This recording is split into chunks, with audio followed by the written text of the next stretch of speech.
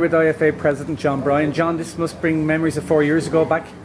Certainly does, Pat. 4 years ago was after a very long, tough campaign, after spending months canvassing up and down the country.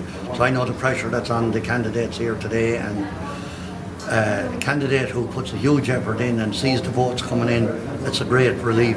And unfortunately for those who don't, it's a very stressful time. But from my point of view, I remember well that the majority I got at the time, I appreciated the support. I loved and enjoyed being IFA president for 4 years. I'll miss it hugely, but democracy in IFA is super. You get your 4 years, you do your job and you move on. Being Carroll County Chairman, who has known both triumph and disaster, 8 years ago became the Deputy President and lost out to John Bryan 4 years ago in the presidential election, so he knows what the emotions of this county are like no one else. Derek, what's your read on a day like today? Well, sure, look, I certainly wouldn't call it disaster, but people can be very disappointed in terms of the work level that you put in on the campaign. But it's like any game, and I played a lot of sport, you have to be prepared to lose as well as win, and I think you have to be pragmatic about it as well. Certainly I'd say the candidates coming today had a reasonable idea in terms of how it was going, but I wouldn't dance in anybody's grave, because I think a campaign is extremely difficult. It's extremely difficult right through, and I certainly admire anybody that took on the campaigns, and I think they were run off in very good spirits, and certainly there was no animosity towards anybody, which I think is very, very helpful. And you know, I'm just delighted to be here, and certainly it does bring back all memories, but sure, you have to move on. Brian Barry, IFA, this is a mammoth organisational effort, a huge logistical exercise. Are you happy with the way it's gone so far this morning? It's going very smoothly, Pat. We have 52 people counting. We have 26 teams. A huge effort has gone in this morning to counting Munster.